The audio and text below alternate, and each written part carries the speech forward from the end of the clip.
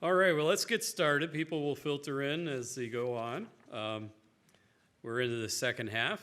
It's, already been an amazing symposium. But as a part of this, I felt it was really important that we have an example of a local community who are working currently on their historic preservation and in their planning. And one of my favorite downtowns in the UP is Negaunee's downtown, which, you know, US 41 has tried, but it has not destroyed downtown Negaunee. So, and or Ishpeming, they're hanging on. And that's because of the work that the community does to keep their downtowns vibrant. And Negaunee is one of those communities that's working very hard at that. So representing the city of Negaunee today is David Nelson, who is their planning and zoning administrator. He received his BS in anthropology and archaeology from Michigan Tech. A lot of Michigan Tech people today. Northern's got to step up. We got to step up. He served as a field archaeologist for 5 years before he came to the city of Negaunee. This presentation is going to discuss their local historic district creation process and the challenges small towns have in preserving their historical areas. So, David, welcome.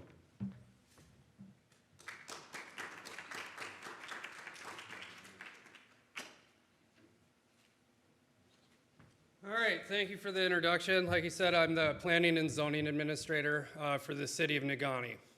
So what that kind of means is I work with, business owners, property owners to, identify grants and whatnot. It's just a small part of my job to hopefully get them to revitalize their buildings in our historic downtown. Conversely, I'm also the guy that will order your building demolished if it is unsafe to the community, which I have done on 3 occasions now in our downtown due to lack of maintenance.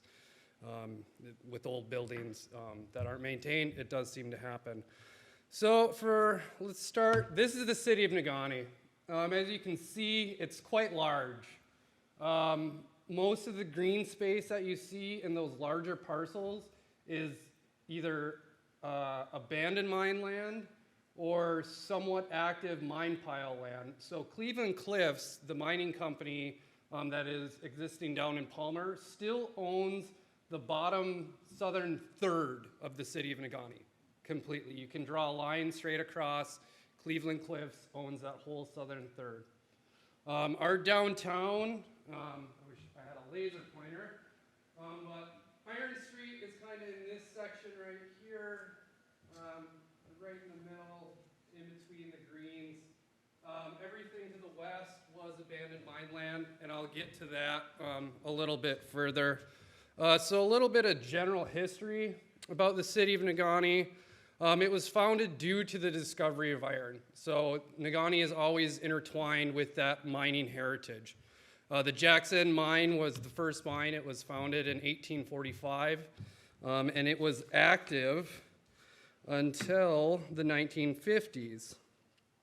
The village was incorporated in 1858, city at 1873. The iron that was produced in the city of Negaunee helped with the Civil War, so that really helps our historical bearing. But the big thing with mining is that in the 50s, they determined that large swaths of the city of Negaunee were no longer occupiable by structures, human, any type of activity other than being vacant land. So what they did is they actually either removed homes, buildings, businesses, or they just demolished them on site.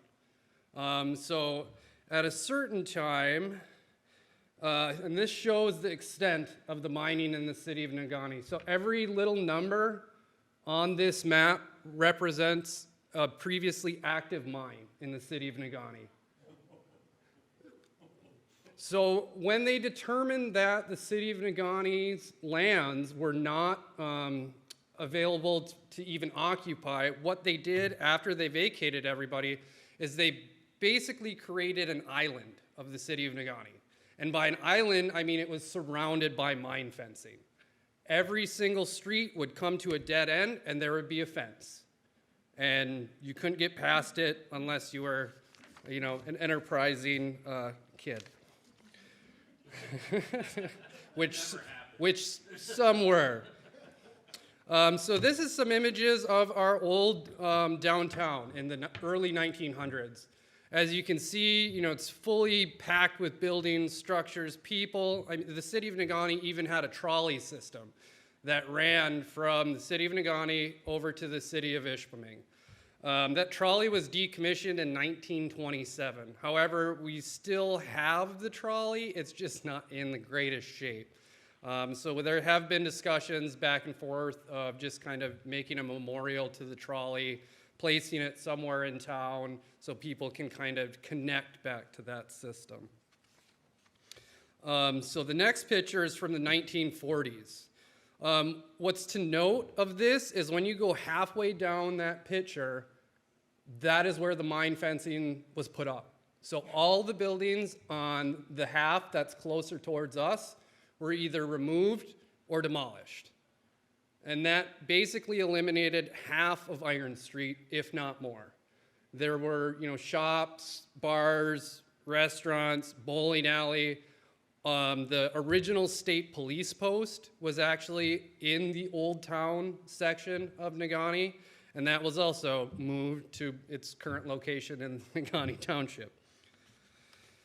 So just an idea of how much land was actually condemned and vacated, and this is only a small section of the land. This is just that western section that was vacated and condemned. And everywhere that you see in white was vacated and condemned, and it was vacant, that no one could go back there.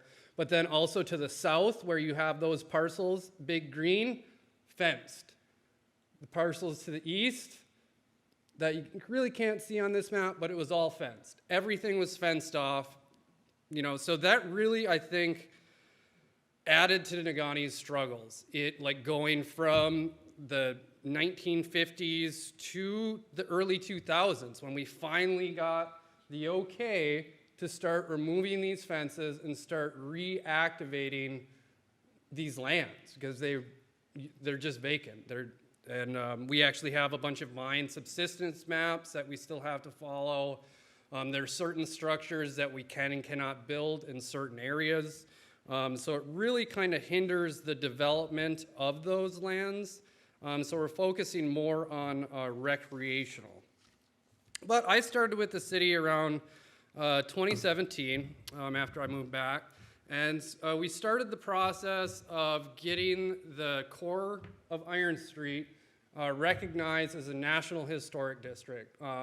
Obviously, the city of Negaunee's staff is very small, limited, so we contracted that work out to get the nomination into the system.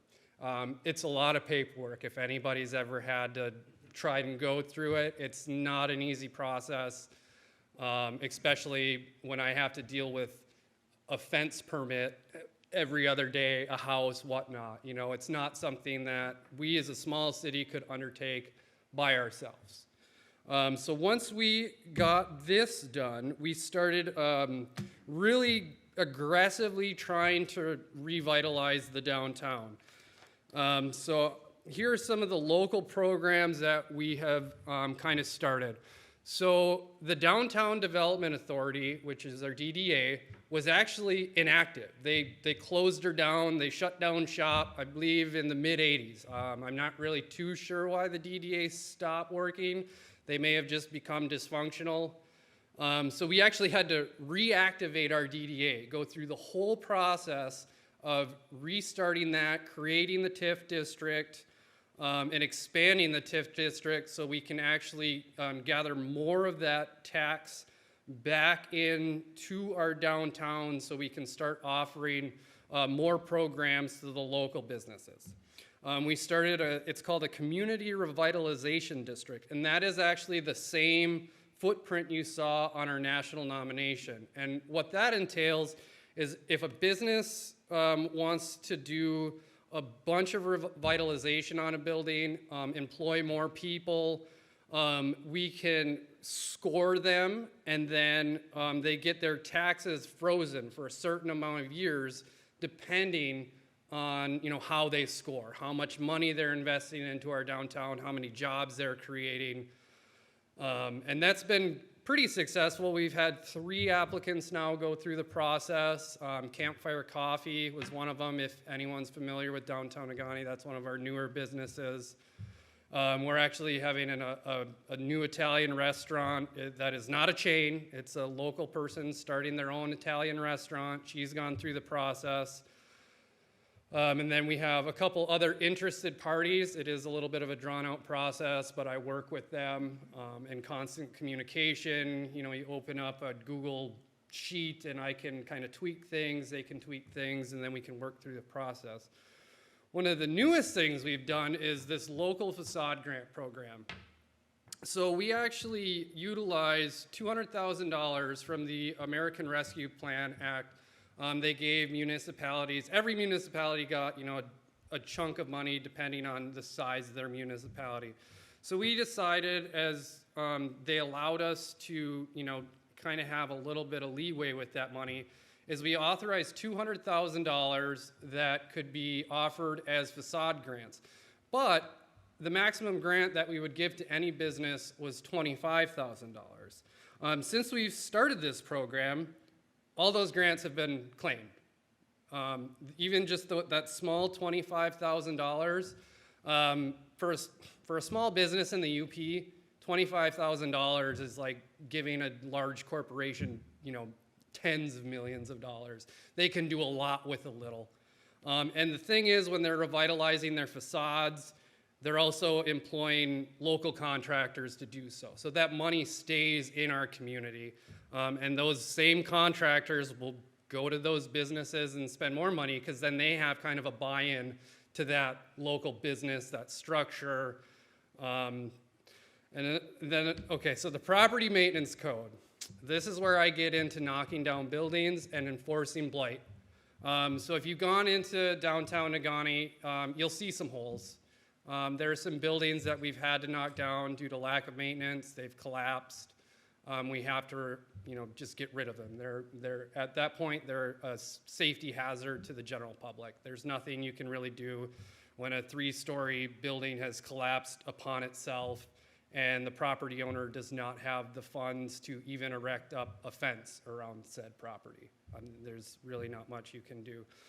But conversely, with the blight elimination, I can also work with the business owners that are in downtown Negaunee. And, you know, say you have some cracked windows or your facade's starting to crumble. I can go now, through ordinance, talk to these business owners, property owners, and let them know, hey, your building's starting to deteriorate. You have X amount of days to really start the process to revitalize your property. Because as we know, with lack of maintenance on a lot of these older buildings, once it fails catastrophically. So that's what we're really trying to avoid.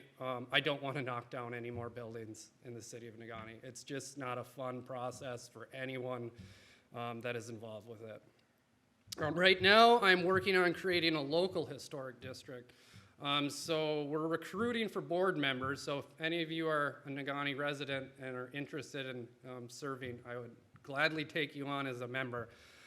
So what we're trying to do is get considered a certified local government. This will allow us to access funding through the state for more projects, not even just limited to structures. One of my little pet projects would be to do a small public archaeology project out in our old town, which was in that white section. Just, you know, maybe take one property and do a public archaeology project every year into whenever, because there's so many out there. One of the big things about revitalizing our downtown is placemaking. If you don't have a downtown that people want to go and hang out in and bring their kids, bring their relatives, and, you know, just have somewhere nice for locals that they can be proud of. So one of the big things with the removal of the fences was the creation of the Iron Ore Heritage Trail System. If you're from the area, you're very familiar with that trail system. It's a rail-to-trail system that spans from Lake and Land over by Harvey now, all the way past Republic. and there's interpretive signs about the history of the iron trade, all the communities, and that really has been helping, draw some interest to, I would say, the west end of Marquette County.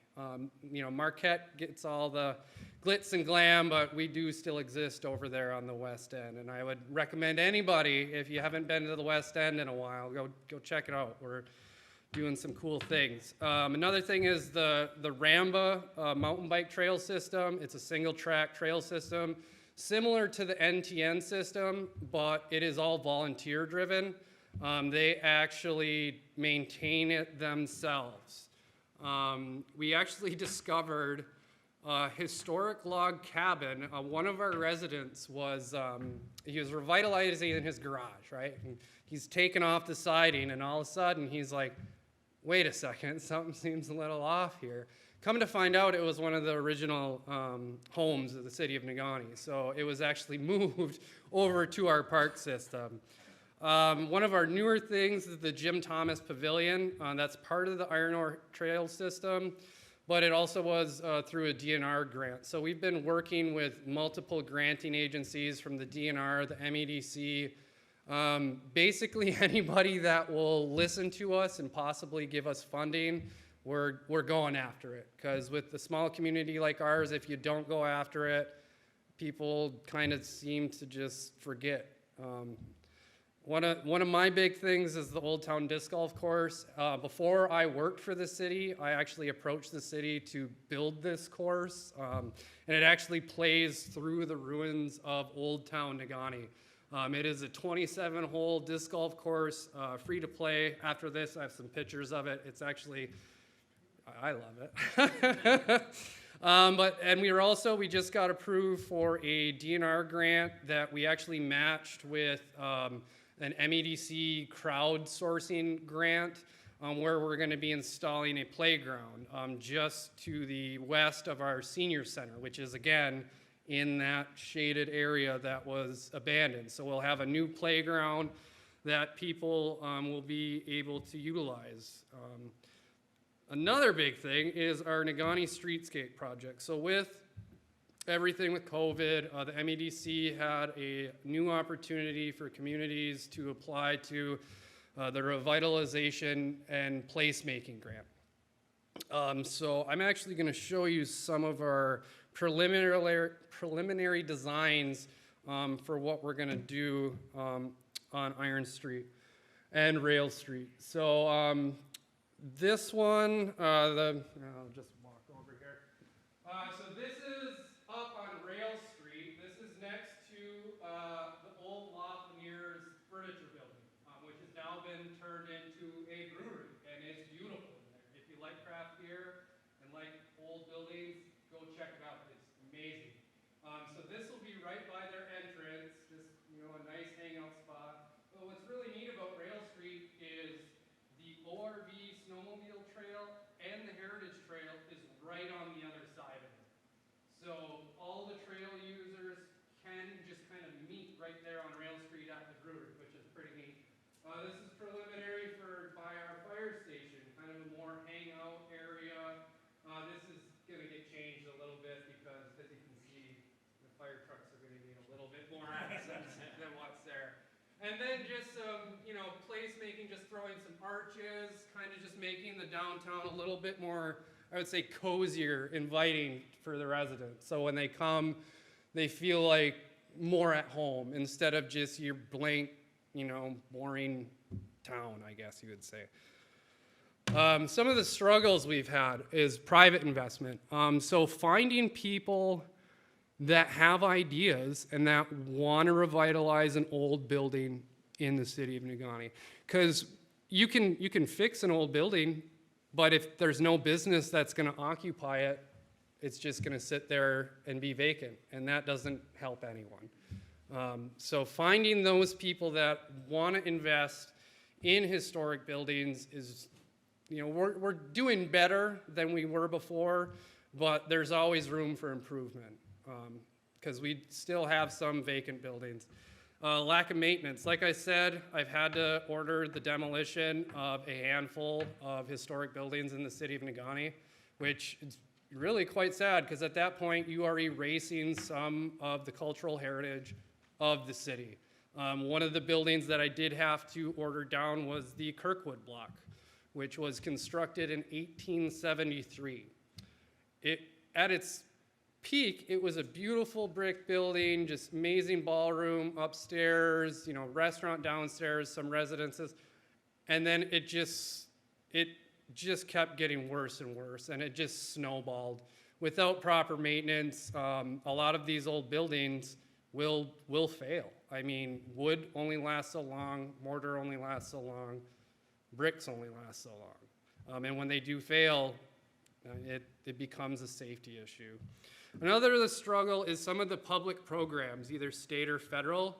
Like I said, with our small grants, the $25,000, we were able to get a lot of buy-in for that. Some of these larger state or federal programs, they want projects that are $500,000 or more. They view a smaller project as something that could be funded privately through a bank or whatnot, but sometimes banks don't want to lend money to people for, I'm not a banker, so I don't know what that whole deal is. But, and then they always change. Those state and federal programs, they don't really seem constant. There's not one you can constantly fall back and be like, well, I know this one's always going to be there, always going to be the same. I can point a business owner, property owner into the direction of that program and know we're going to have results. We actually had a facade grant program right before COVID hit. We went out for bids for historic buildings. The bids came back a little bit higher, and when I say a little bit, they were double. And we were working with the MEDC at that time, and they just pulled out of the project. So that means 4 business owners were now on the hook for all the architectural design and process to get to a bid packet. And then when the MEDC pulled the rug out from underneath them, they're left on the hook to pay that architect and engineer. There's no way of getting around that. So I really like having local programs. It's a lot easier to deal with. There's less red tape, and we can work with these small business owners, because that's what Negaunee is. There isn't a large corporation, I think, other than Dollar General, maybe Super One, if you consider that a large corporation. I mean, they got like 30 grocery stores, but it's all small business. And it's working with those small business owners it's crucial for maintaining a downtown. If you're not willing to listen to your residents, your business owners, you're gonna backslide. You're not going to make your downtown something that is enjoyable. And the abandoned mine lands. That has been probably one of our largest struggles, just because you removed half of the town of the city of Negaunee. It just, they moved everything. Even the house I live in today was actually moved from Old Town to its current spot. So we're working hard on trying to get those rectified. Even in my position, say with a mine inspector, they actually have to go through and check all these abandoned mine lands. And lo and behold, we didn't have enough fencing over a bunch of the edges of our mine pit. So we actually had to go, and we're just about to complete what's been mandated, install another 5 miles of fence around the city of Negaunee, because we have to go around the pit edge or any shaft.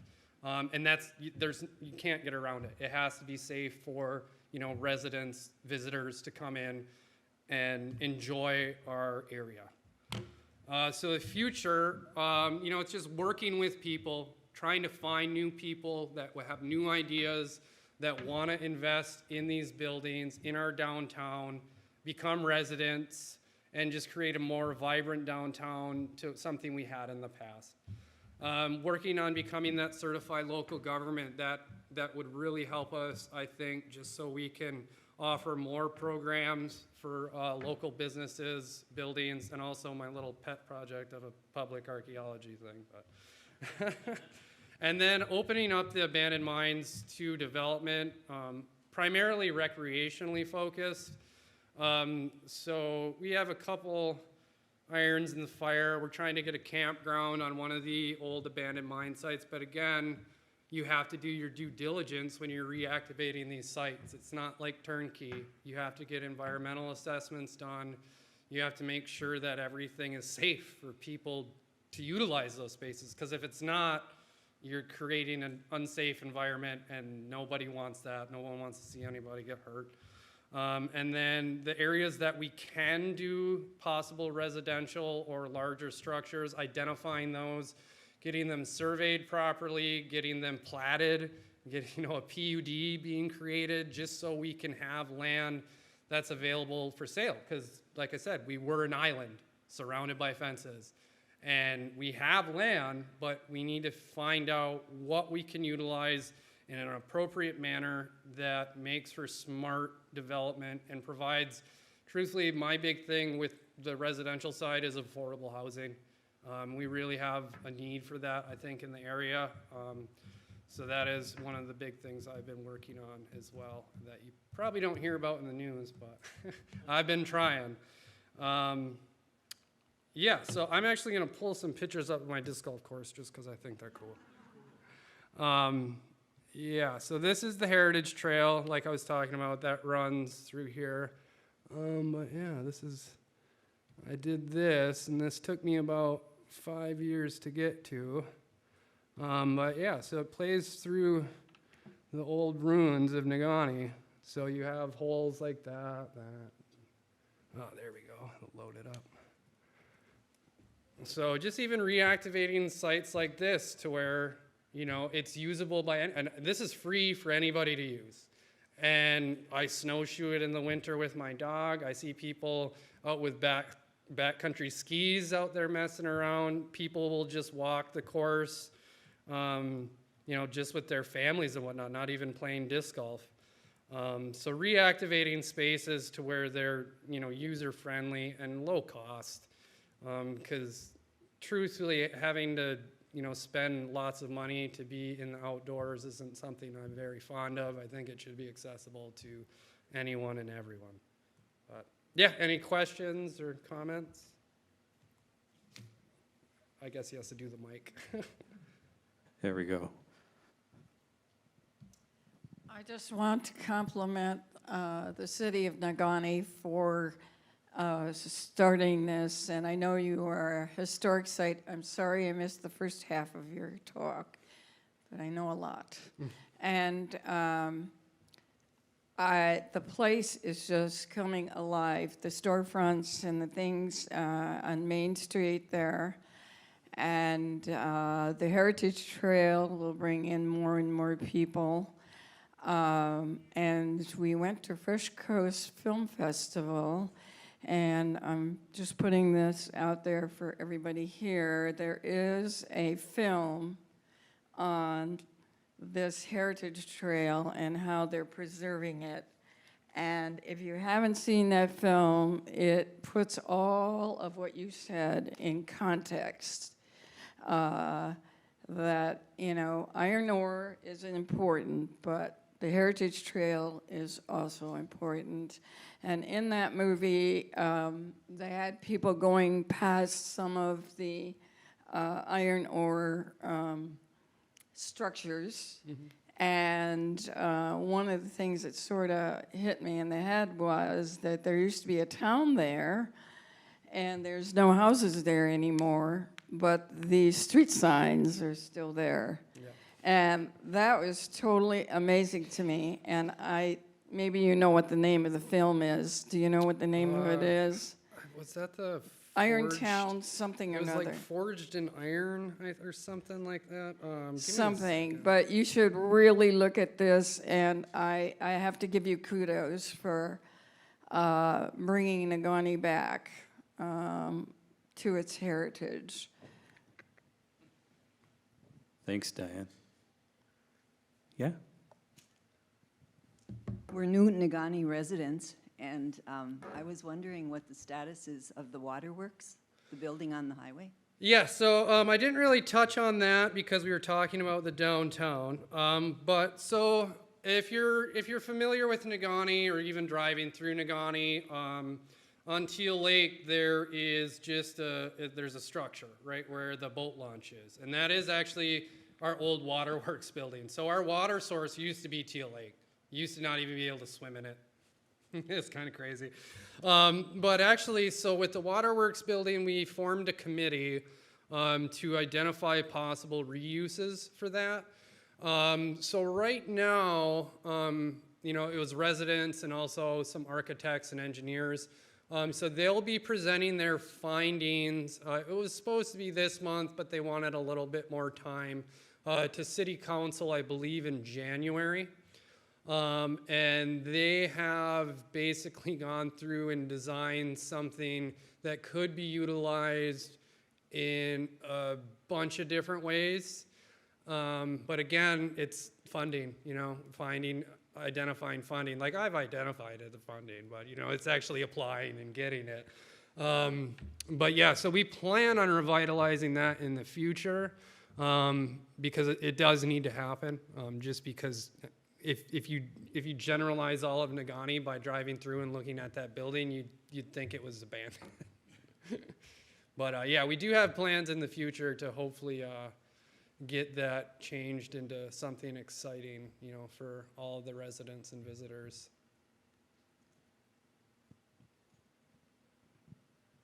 Thank you.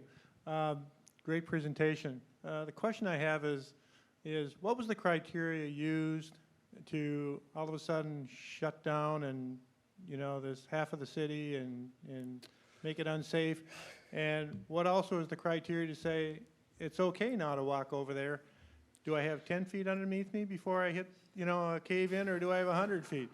How do you determine that in light of further development in that area?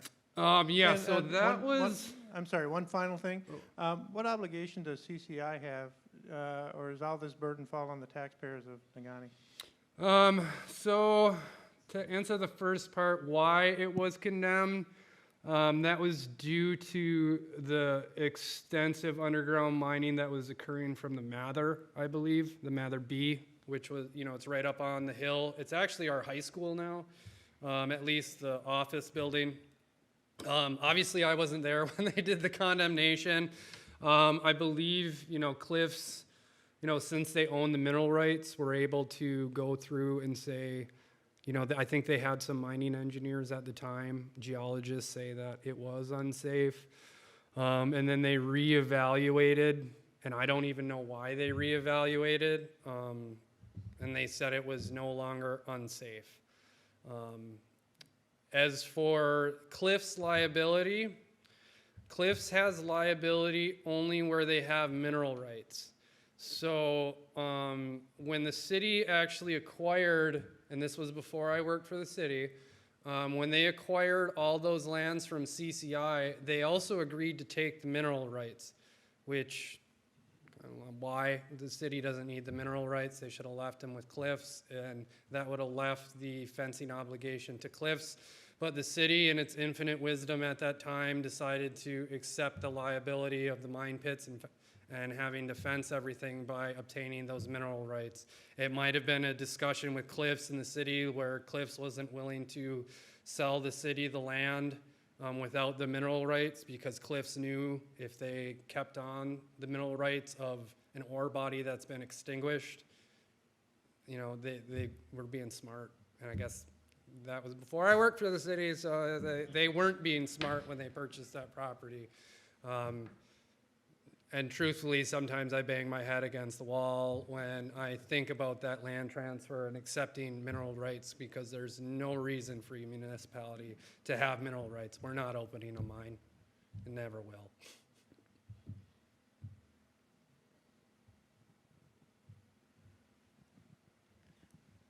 Yeah, I'm just so crazy impressed about what Negaunee's doing. I moved from Negaunee 5 years ago to Marquette because I thought it'd be great to live in the city I work. I don't regret that. I miss Negaunee. My kids go to Negaunee Miners. Daughter runs at the trails out there all the time. It's so great.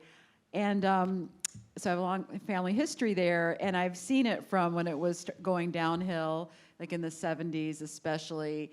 And it's been exciting just in 5 years how much has changed there.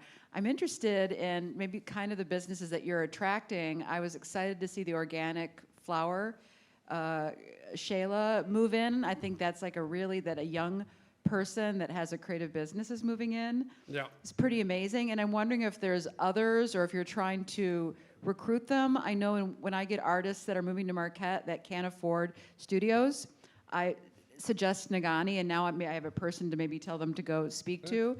But are you trying to intentionally attract certain types of businesses downtown, or? I think it happens organically that when people see that we're actually, trying to do things in the city, we're trying to get it better, in quotes, I guess, what's better. But they see that we're willing to invest in the downtown and the city at large. For, like you said, the decline of Negaunee during the 70s and 80s, which was also tied to mining, right? That was when iron ore prices dropped through the floor and they laid off all the miners, and what can you do? But I think having that sense of place and things to do and not having it being an island anymore, I think that really helps draw people in. Also the affordability, right? So, I'm not sure what the typical house average in Marquette's going for, but I believe it's like 275, 250-ish, average, where Negaunee's at least 100K less. So I think we're seeing a lot of younger families kind of move into the area. And like you said, the schools, it doesn't help that Negaunee Miners are just awesome. We do have an undefeated football team. But yeah, I think it's attracting the younger people just because of the affordability, but also that we're, reinvesting in the town and whatnot. And a lot of people that I talk to, knocking on Marquette, is they kind of want to get out of the hustle and bustle of Marquette and the students. And if they're raising families, they want something a little bit quieter and a little bit tighter knit of a community. Because with Negaunee being, 4,500 people, it's a little bit tighter knit than, say, 20,000 that's in Marquette. That's a really good point, because it's in Marquette, we hear this stuff, and I see it, especially in social media. People are like, I can't believe it. The only house I can afford is in Negaunee. As if or Ishpeming, as if they're being exiled to Negaunee and Ishpeming because they can't live in Marquette. And I feel the pain. I was lucky. I bought my house when it was affordable, and now I couldn't afford my house. But what I tell younger people and my students is, you know what? In 20 years, 30 years, Negaunee and Ishpeming are going to be where it's at. That's where the young people are going to be. That's where the vibrancy is going to be. Marquette's going to be full of a bunch of retirees. So, and I think there's some truth to that. I really do. Not to say that Marquette still isn't going to be cool, but I think Ishpeming and Negaunee are going to be real cool in another 20, 30 years because of that demographic shift and the work that you're doing. And that's really important. Is anybody else? You have some comments?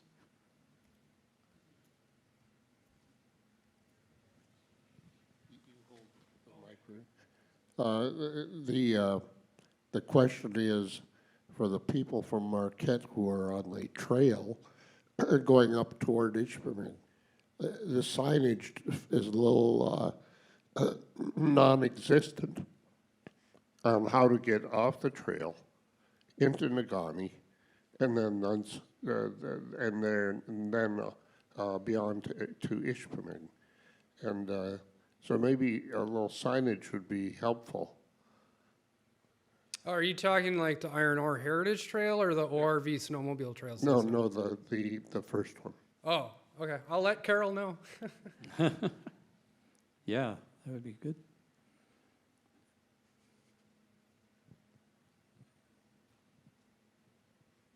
Yeah, I've got a question about, you talk about opening up the old caving ground area, for development. How do businesses that want to build there get insurance if it was caving ground? So that's why we do not have any development currently going on in any of the abandoned mine lands. Actually, when they reopened them up, one of the mining engineers from Cleveland Cliffs provided subsistence maps to the city. So there's certain areas that are buildable, and I have those maps like just sitting in my office. There's certain areas that could have, say, like a wooden structure but no brick, and then there's certain areas that are just no-go, like just maybe a trail, but nothing subsistent. Okay, thank you. Yep.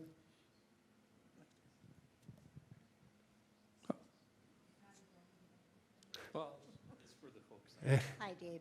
Is there something like this that exists that person could either look on the website for the city of Negaunee to find the actual historic, because the Brighting Hotel is no longer there, the Mather Bee is no longer there, but if they wanted to say, well, how do I get to where it used to be? Or is there anything there that indicates the historic places of before? Yeah, not really. Usually I'll have people go talk to our local history museum, if they're really interested in the history of Negaunee, having them go talk to the individuals at the history museum. But that is something we could explore, and obviously with the Parks and Rec Board doing some things. All right. I don't know if you covered this, but the $898,000 that you got in a grant, wasn't that to fix part of the trail or parks, or what is the grant that you just received? That's the RAP grant through the MADC. That's some of the streetscape stuff that I put Streetscape. up there. Yeah, so it's going to be a big streetscape project. So it covers Rail Street, Iron Street, and then a little bit of Tobin Street, if you're familiar with like where the senior center is. So there'll be sidewalk upgrades, pedestrian plazas, parklets, some outdoor eating spaces that will actually be kind of nice because they're going to be designed so they're removable in the winter. So we don't have to worry about, maintaining them in the winter, which if you live up here, a plow is going to do some damage. So we'll be able to remove some of those items that could be damaged and store them safely. But that, and then a lot of that grant is also to redo the water and sewer mains down Iron Street. And a big component of that, which I really kind of didn't touch on, is that by redoing that water main, we'll be able to talk to the local businesses about installing new water laterals. And it's not for, I'm not talking for potable water, it's for fire suppression systems. Because a lot of these buildings that have that second floor residential unit, if they go through and revitalize a bunch of it, it now triggers new building code as a mixed use building, and they have to do fire suppression, which is quite costly, especially running, your standard metal black pipe through a historic building. I mean, you're drilling holes through masonry, and but so that we're going to work with the business owners that want to have, that access to fire suppression. But yeah, that's a big project. That's all new sidewalks, like I said, the parklets, the parks, the plazas. Yeah, that's going to be a big one. Oh, we got a couple more. Yeah, you go first. I just think you're doing an incredible job with Negaunee.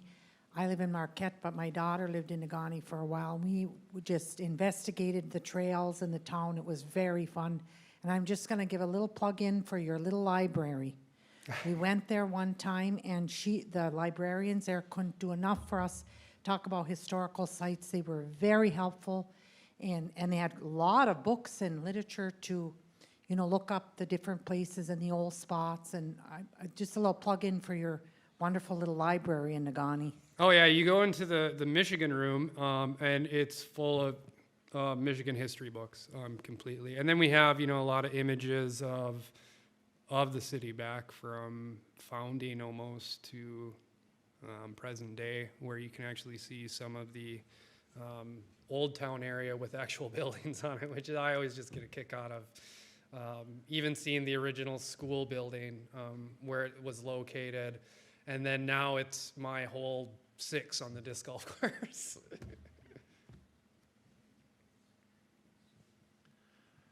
I hear a clock ticking, and that's the life expectancy of the mines in the area.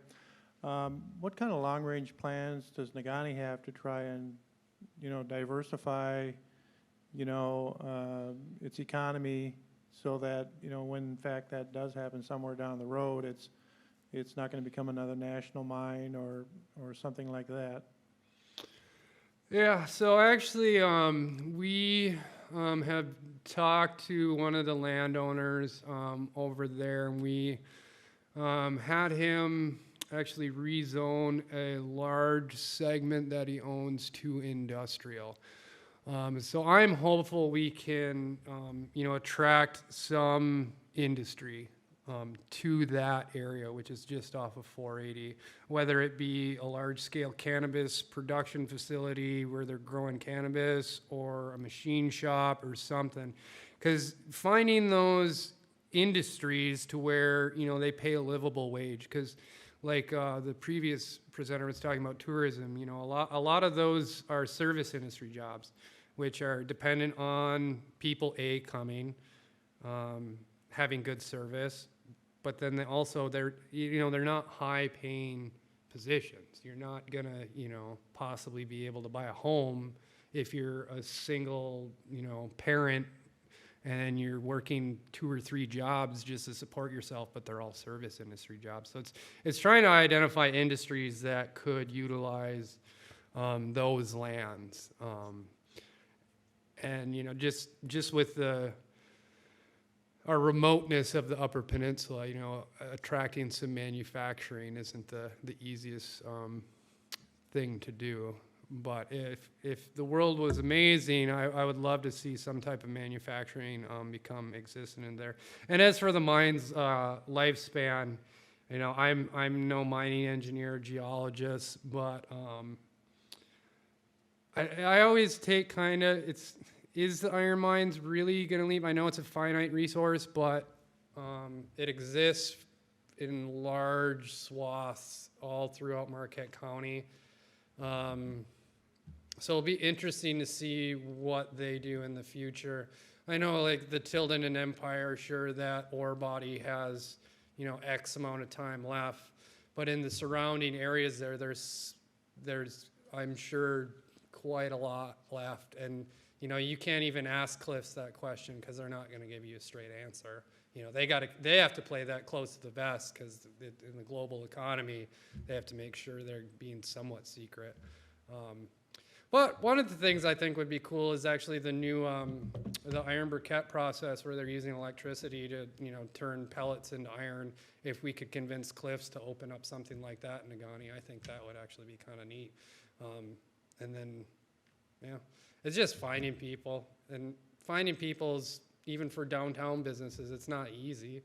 It's just talking to people and seeing if they have ideas and how to expand upon their idea to make it commercially viable to where they can operate and, not go in the hole completely forever and then shut down. It's finding those long-lasting businesses that will, stick around. All right. Well, David, thank you so much for your presentation. It was really informative and interesting and helpful, and just a perfect addition to today. So thank you so much. Let's hear for David. Thank you.